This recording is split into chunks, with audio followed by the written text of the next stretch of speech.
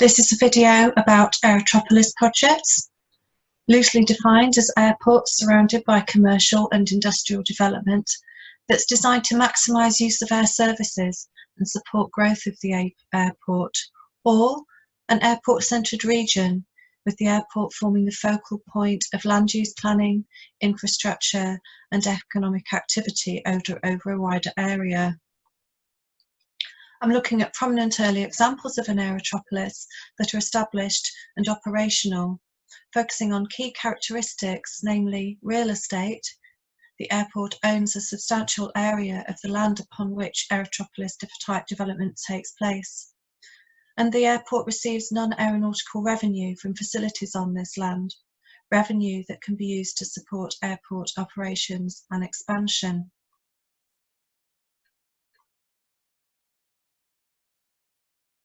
I'll start with what's probably the most well-known graphic representation of an aerotropolis by leading proponent John Quesada. The Airportcentric Development is shown with the airport at the core, containing, along with the airport, shopping malls, hotels, offices and cargo facilities. In the surrounding area, there's facilities related to the flow of air passengers, more shopping malls and hotels, cultural facilities such as convention, entertainment and exhibition centres and office blocks, and I would add tourism resorts and theme parks. There's air freight related facilities such as logistics and distribution centres, warehouses, industrial park, manufacturing and a free trade zone.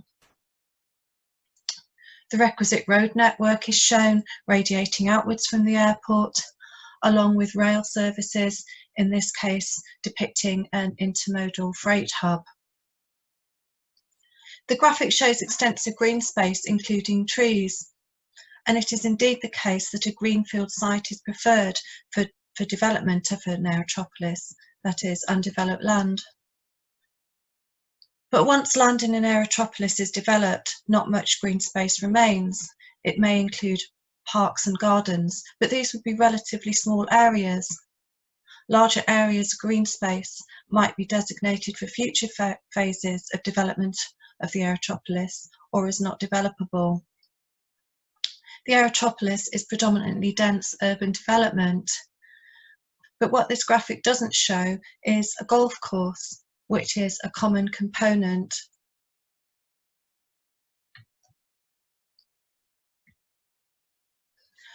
Golf courses are very compatible with airport operations. Golf is a standard tourism offering, in addition to the global golf circuit, and can also be an amenity accessible to the resident population. And a golf course is a specific type of green space.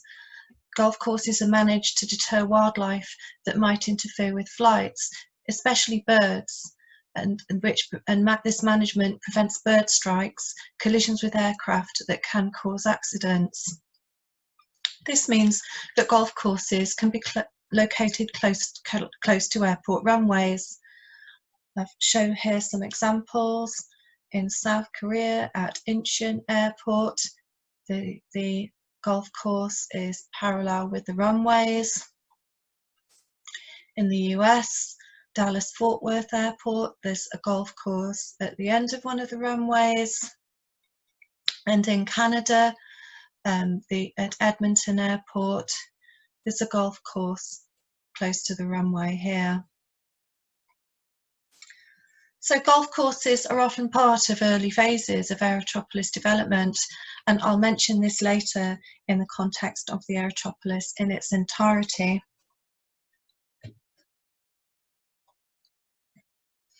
With regard to the aerotropolis as a whole, it's a very complex and varied type of development. Hence, it goes by many different names: Aeropolis, Airport City, Air City, Aero City, Airport Economic Zone, Airport Growth Zone, Aerotropolis are just some examples. And this varied terminology reflects the variability of the aerotropolis and points to the complexity of definitional questions. To add to this complexity, there can be a degree of confusion. Some developments with characteristics of an aerotropolis are not generally referred to by any of these terms. One key variable is the scale.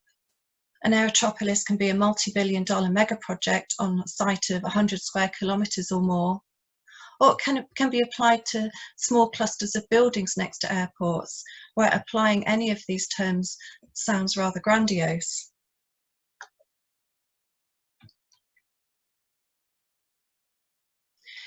In this introductory video, I'm looking at prominent early examples highlighted by John Casado, who is a prolific writer on the Aerotropolis and an advisor to many projects. We see phased development on airport-owned land, and airports generating non-aeronautical revenue from a wide range of activities on this land. I'll start with a quick overview of some common characteristics of an aerotropolis, and I think we can discern patterns and see an archetype emerging.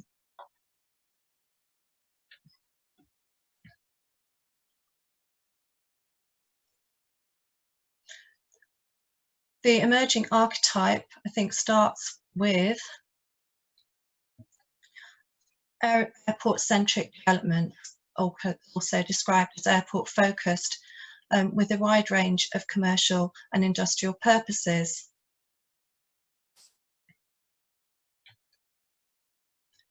An aerotropolis requires a large site. A greenfield site of undeveloped land is preferred. This could be farmland, or it could be forest or wetlands. If it's a coastal airport, land reclamation will be needed.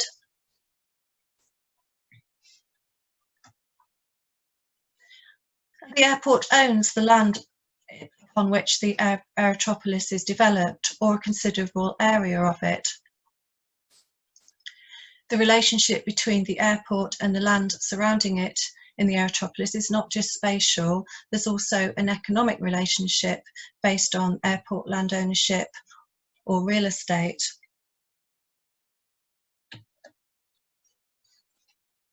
Airports generate non-aeronautical revenue from facilities on airport land. These facilities can be operated by the airport or through leases and concessions. This non-aeronautical revenue can be used to cross-subsidise airport operation and expansion. So the Aerotropolis model is driven by a growth imperative.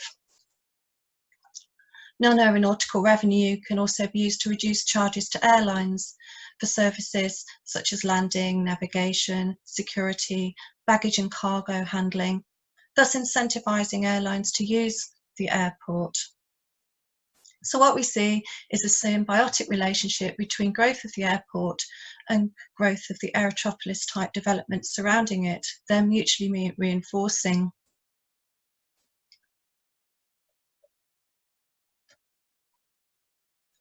The land use in an aerotropolis needs to be compatible with airport operations. And firstly, this means maximising use of air services for air passengers and or cargo. And the Aerotropolis enthusiast narrative emphasises international travel and trade and fast-paced global connectivity. But in many instances, Aerotropolis development is also designed to capture trade from the surrounding region. A lot of the facilities, such as shopping malls, entertainment complexes and golf courses that can bring revenue for the airport, are accessible to the public and nothing to do with aviation services. All the development on the land must not obstruct aircraft movements. This places constraints on land use, in particular height restrictions on buildings, and this is another reason for the popularity of golf courses.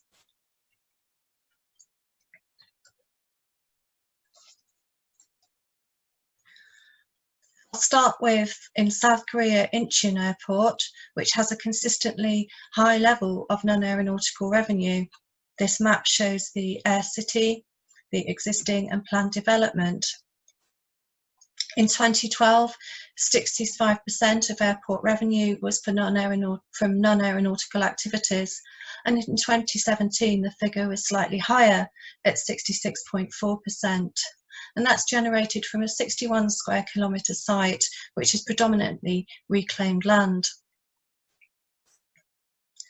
The map shows manufacturing and logistics zones, and also there are a plethora of facilities for visitors: hotels, shopping malls, a cinema, BMW driving centre, water park, an ice rink among them. Scheduled to open in 2022 in this area is the Inspire Resort, with facilities including a convention centre and a theme park. Near the southern coast, the Paradise City Resort opened in 2017, but it's in an expansion phase, containing, among other things, a 5-star hotel, art gallery, casino complex, and a convention hall. Nearby here, and in this larger rectangular area, is a 72-hole golf course. It's the largest golf course in Northeast Asia. Moving over to satellite image, we can see that this is actually the golf course we saw earlier. It's interesting that the land use period for this golf course is up to 15 years. Far less for the hotels, Paradise Resort and manufacturing areas, where the land use period is up to 50 years. And this is because the airport's long-term expansion plan allows for this golf course to become the airport's 5th runway. Meanwhile, 4th stage expansion of Incheon Airport is underway, a $4.2 billion mega project to increase capacity to 106 million passengers per year, making it one of the busiest airports in the world. I'll highlight some key components of the 4th stage expansion. Here, the 4th runway is under construction, along with expansion of Terminal 2 in this area, plus the access road located here. And next to this is the car parking area. Car parking is a very lucrative source of non-aeronautical revenue for many airports. In the case of Incheon, it's being expanded from 30,000 car parking spaces to 42,000 spaces. In addition, new aprons are being constructed, including cargo aprons here, and phase 3 of the airport logistics complex is underway.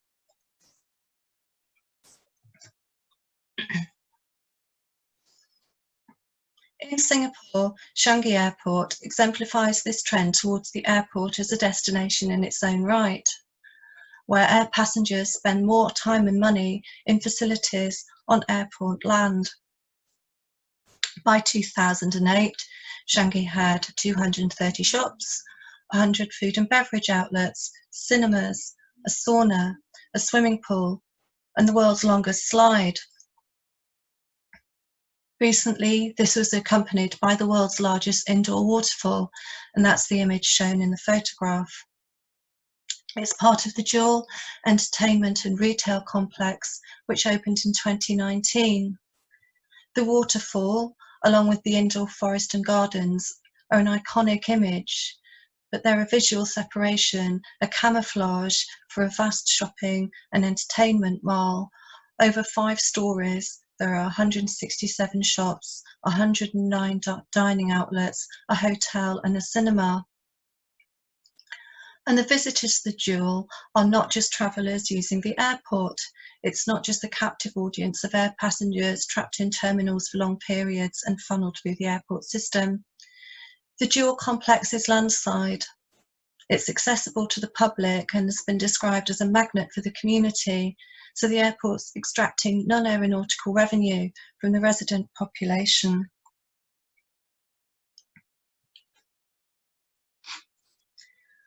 Moving over to Europe, Some prominent examples. This is a picture of Schiphol Airport City. Schiphol Airport, a major global hub, established a real estate division in the mid-1990s to oversee development of retail, hotels, entertainment venues, offices and logistics park, and the site spans 2,787 hectares. Schiphol Central Business District, or CBD, contains retail, hotels, office buildings, conference facilities, casino, restaurants, art galleries, and there are 5 commercial and industrial zones. Beyond the site, Schiphol Area Development Company spearheads the Greater Aerotropolis, comprising several business and logistics parks.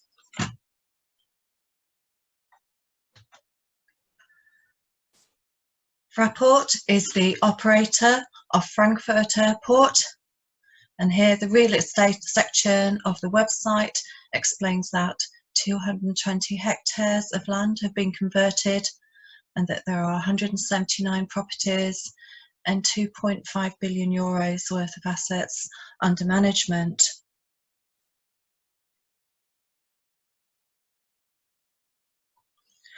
Frankfurt Airport site covers 23 square kilometres of land. It was described by Global Airport Cities magazine as the scene of one of the most ambitious airport real estate projects in Europe.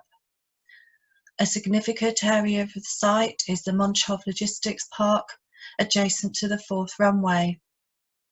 At 110 hectares, it's been described as the largest contiguous block of commercially zoned land now being developed in the Rhine-Main region, and there's a synergy with the airport's cargo growth plans. This 2012 map of Frankfurt Airport site includes expansion that's planned and under construction. There's been widespread community opposition to this expansion since the 1970s for many issues, including noise, the climate change impacts, and encroaching on protected forest. Indeed, since 2008, there's been a series of forest camps protesting against felling trees for airport expansion.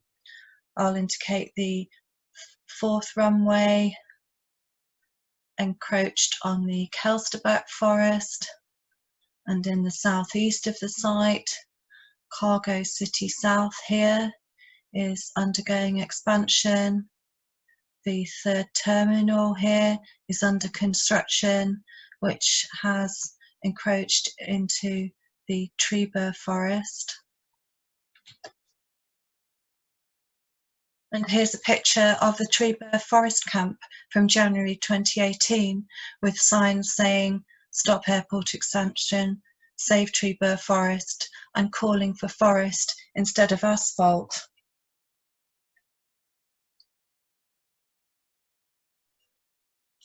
Also in Germany, Munich Airport opened in 1992 on a 16 square kilometre greenfield site northeast of the city. The image is from the Munich Airport website, showing one part of the real estate. This area, the Airside Centre, consisting primarily of Terminal 1, Munich Airport Centre, and a Hilton Hotel. As a whole, by 2006, the Munich Airport City was a rival city centre, boasting 215 shops, a post office, dry cleaners, hairdresser, shoe repairs, swimming pool, spa, microbrewery, beer garden, hospital, a conference venue with 28 rooms, and a venue hosting events such as a Christmas market. Munich Airport City was becoming a city in its own right.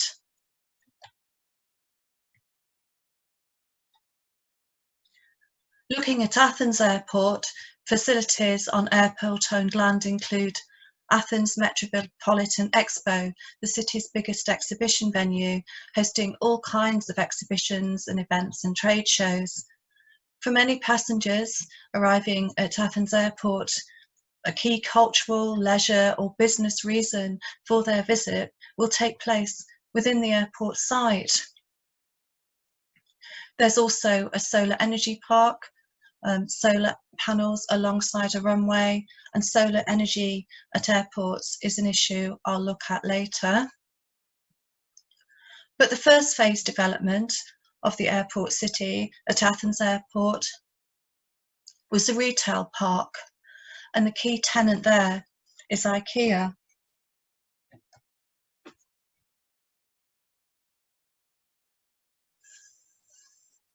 At Athens Airport, IKEA, the main product range is the same as other IKEA stores: household goods, appliances, furniture.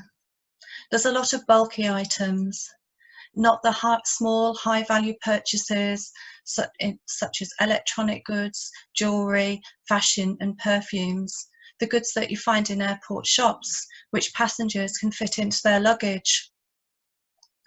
The store captures trade from the surrounding region, as is evident from the large car park.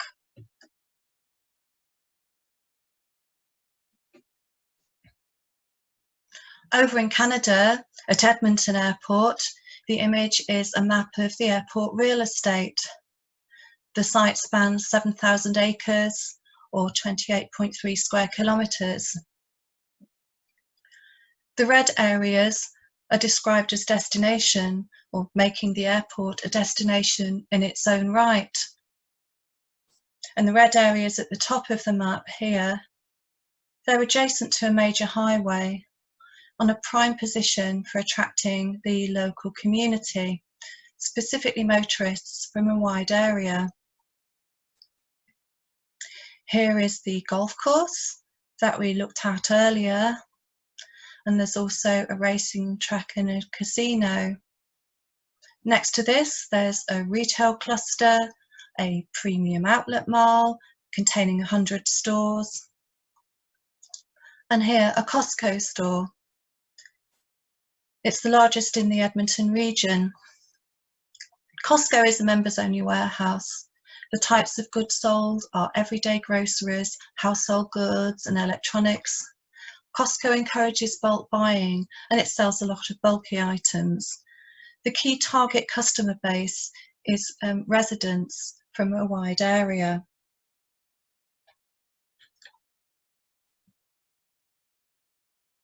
Now look at similar retail on airport-owned land in Australia.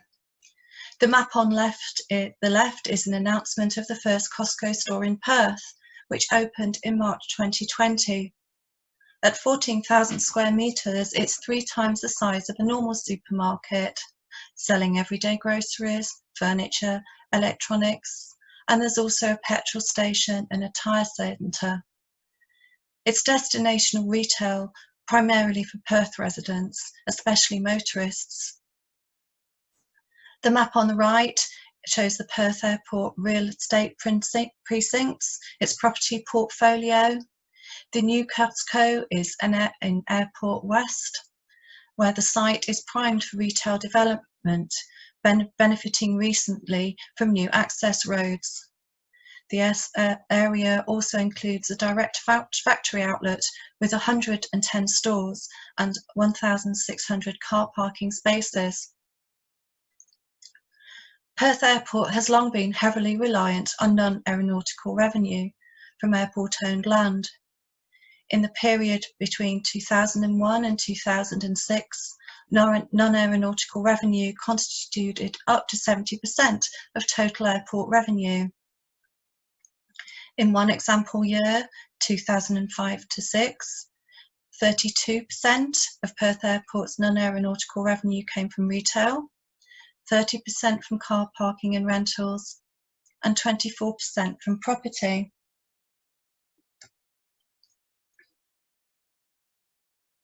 In Malaysia, there's a similar major shopping mall, Mitsui Outlet Park. It's situated within the Kuala Lumpur Airport site. Kuala Lumpur Airport site is 100 square kilometres of land. The airport was built on agricultural land, and when it opened in 1998, the 100 square kilometre site included a major visitor attraction.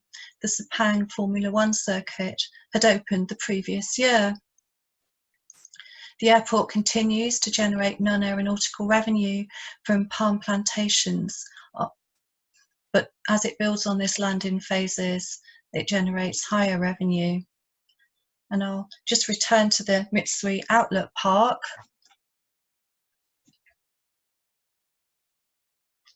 Here's an artist's rendering of the shopping mall, which opened in 2016. In 2017, Mitsui Outlet Park attracted 4 million visitors, but the main customer base was residents. 80% were Malaysians. Travellers only accounted for 20% of visitors. The director said they were aiming to increase the number of travellers visiting the mall, but admitted our fundamental market is locals. And the mall is expanding.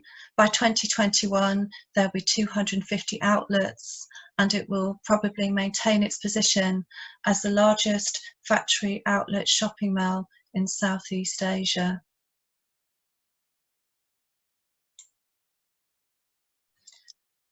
Now I'll take a look at some of the largest airport sites in the US. This is a satellite image of DallasFort Worth Airport with a site of 18,000 acres or nearly 73 square kilometres, 6,000 acres of which have been designated for commercial development.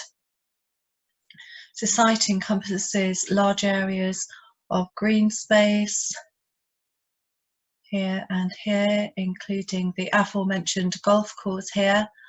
But development on airport-owned land is logistically oriented, generating non-aeronautical revenue from distribution and logistics centres, warehouses and business parks, which also boost the airport's cargo throughput.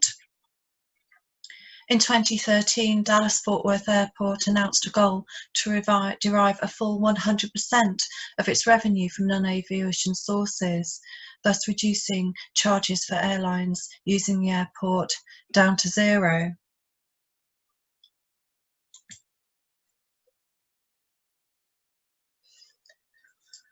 The map shows the DallasFort Worth Airport land use plan. The cross-hatched areas show which areas are developed. This can be viewed in a larger scale map. There's links to the references for this presentation in the video description. The orange areas are mixed-use development. The turquoise areas, offices and corporate buildings.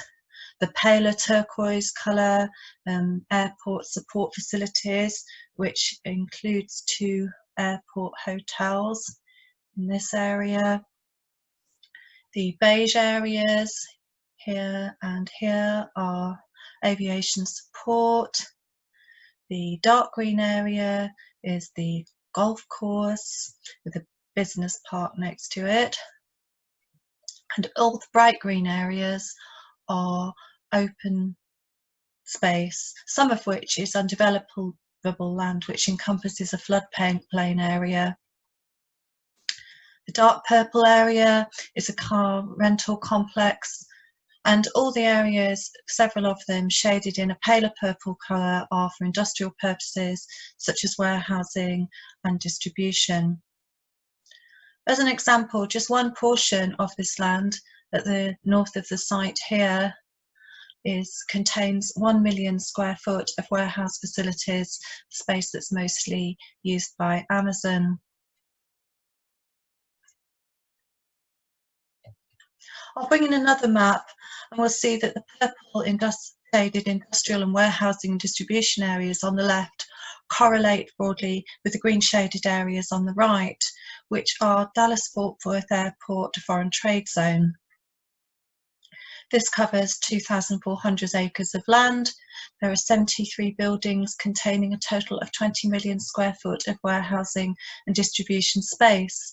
There are also 2 cargo centres with direct access to the airport ramp located here. There are significant financial benefits for businesses locating in the DallasFort Worth Airport Free Trade Zone, such as tax exemptions for international inventory and savings or elimination of customs duties, tariffs and taxes. DallasFort Worth Airport publicly states that these potentially saving companies millions of dollars.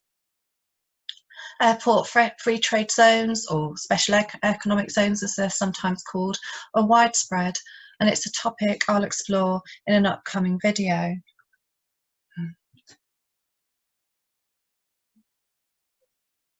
DallasFort Worth Airport also has an unusual source of non-aeronautical revenue from shale gas. The site sits on top of Barnett Shale, one of the largest shale gas formations in the US. It's actually one of the earliest sites of horizontal gas drilling, also known as fracking. And this map shows fracking pads all over the airport site. Dallas-Fort Worth Airport owns not just a large area of land, also the resources beneath it. The Vice President of Airport Real Estate said, being able to find and capture natural gas on DFW is like finding money on the ground, and the airport is entitled to 25% royalties on all gas produced. By July 2008, 60 wells were in production, and the royalties were being used for terminal improvements. The airport site has been carefully landscaped to hide the gas drilling from view. People travelling around the site wouldn't see a single gas well. By February 2012, gas wells had generated $300 million in non-aeronautical revenue for Dallas-Fort Worth Airport.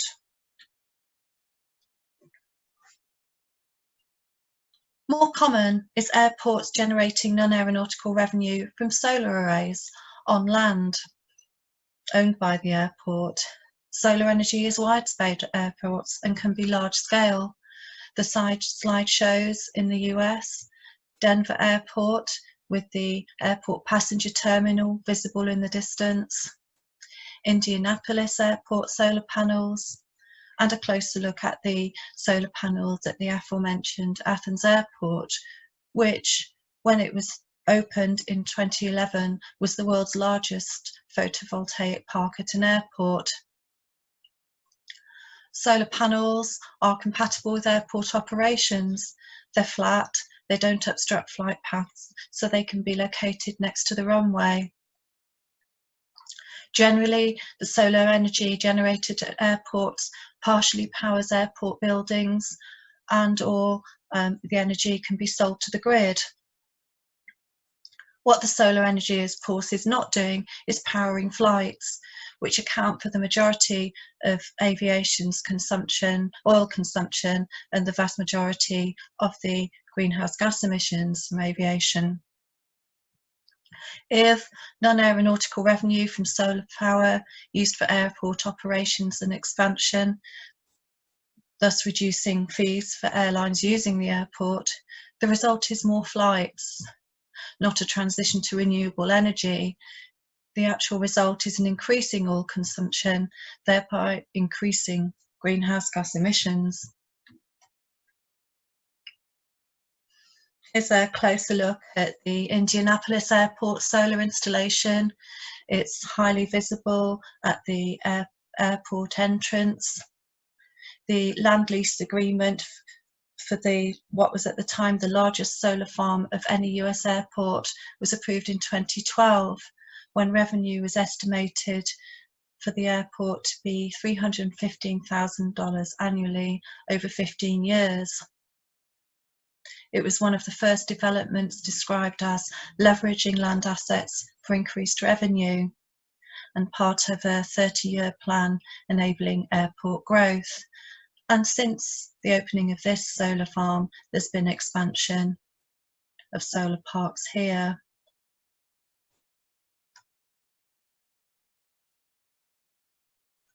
Indianapolis Airport has also raised revenue by selling land. In 2017, the property director spoke about a long-term initiative to sell thousands of acres, which was a great success, with about 2,400 acres at play. The slide shows a map of the real estate highlighting land parcels that are still available for development in green. These green shaded areas are not built on and add up to an area of 800 acres.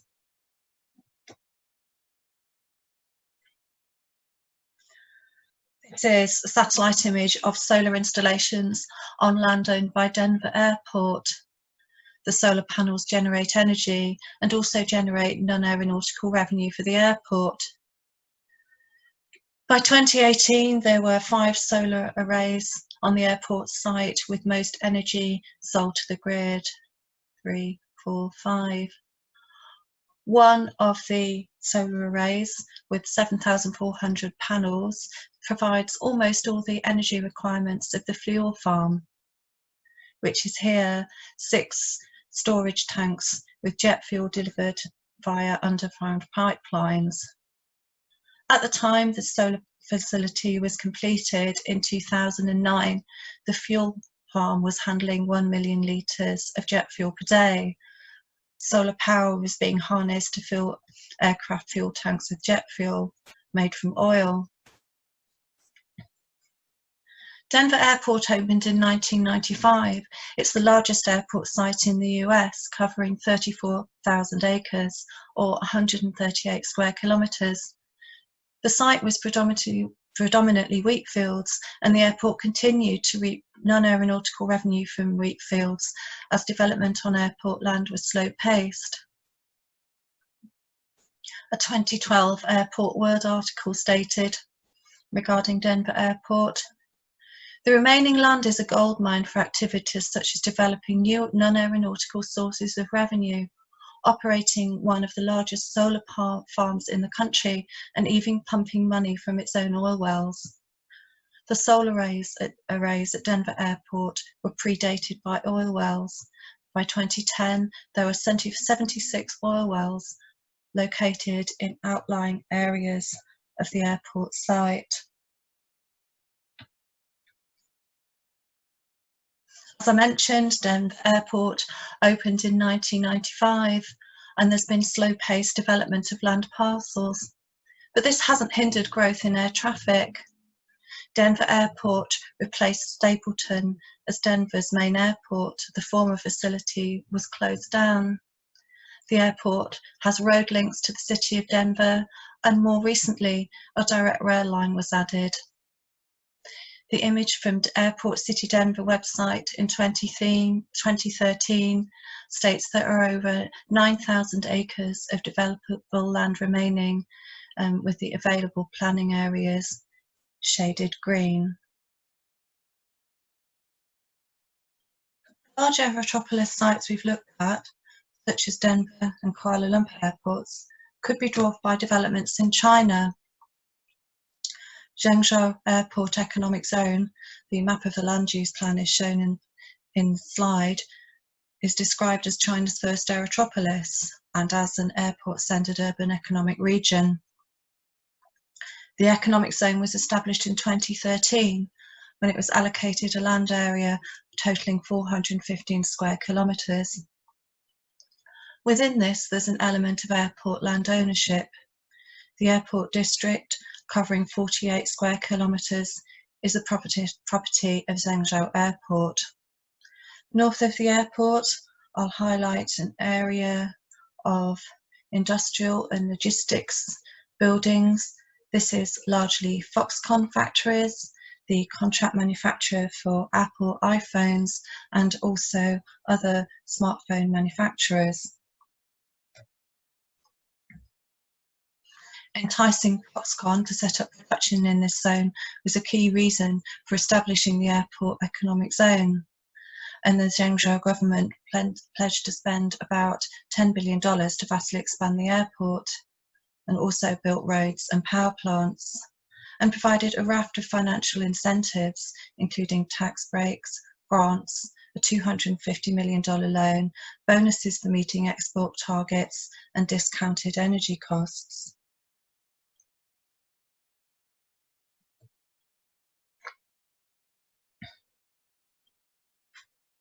This satellite image shows the Foxconn factories. The official name is Foxconn Zhengzhou Science Park. The area used to be corn and wheat fields. The first Foxconn factory was actually operational by 2010, and this image from January 2015 shows the airport's second runway under construction.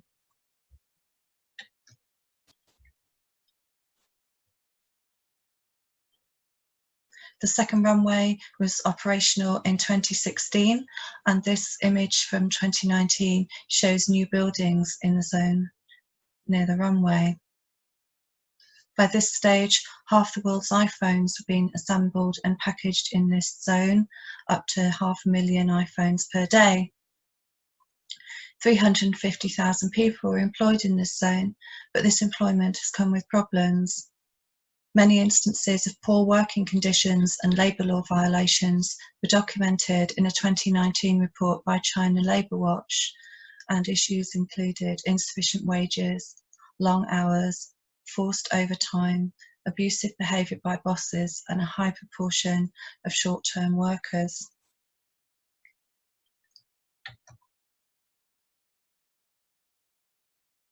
Example of an aerotropolis that we've looked at in this video give cause for concern as this model of development spreads worldwide, and aerotropolis type projects are among the biggest mega projects, sometimes with budgets of multi-billion dollars. And there's some issues I'll be exploring in future videos in this series.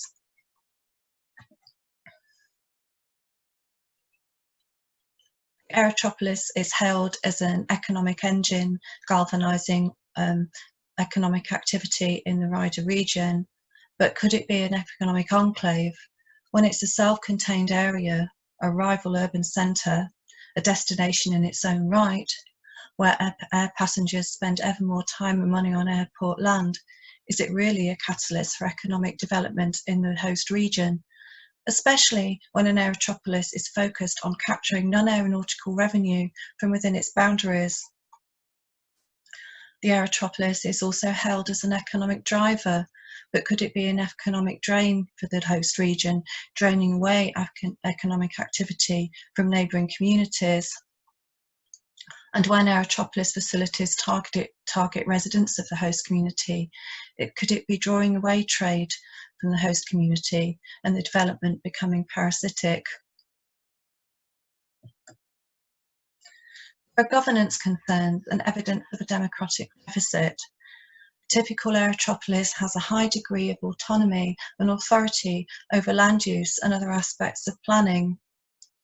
And this is after the state, supposedly on behalf of citizens, provides land, supporting infrastructure such as roads and utilities, and often funds airport construction at a considerable cost.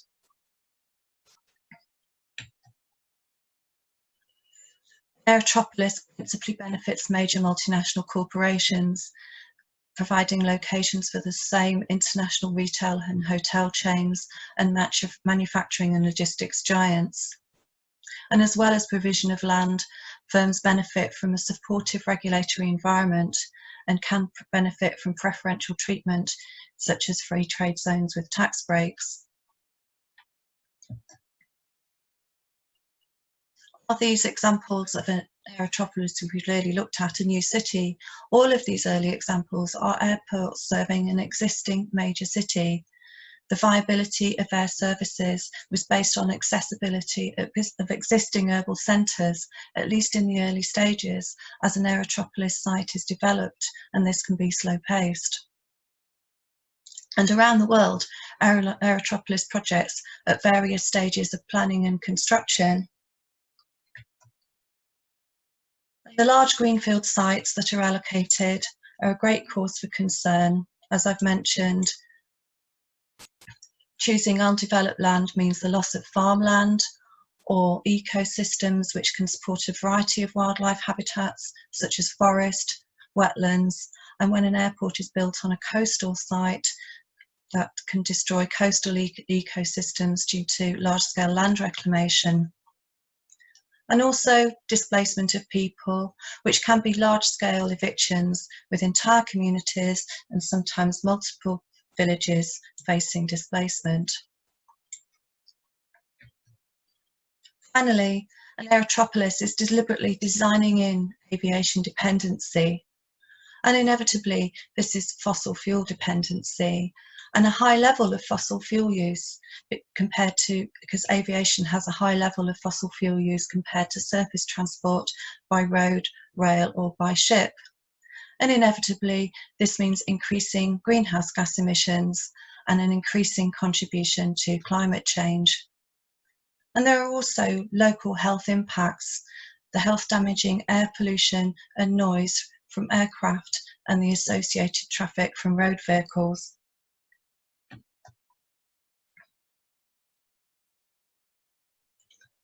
I'll conclude by thanking you for watching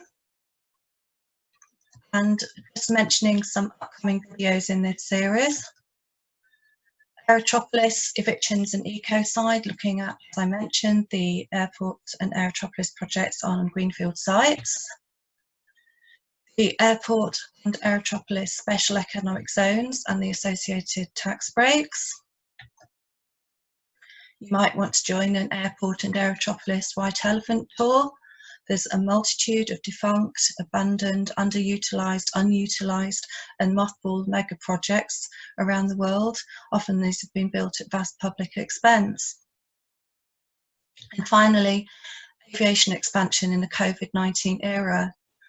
In spite of air traffic plummeting during the pandemic, construction of new airports and expansion of existing airports continues in many instances, and some projects have been expedited.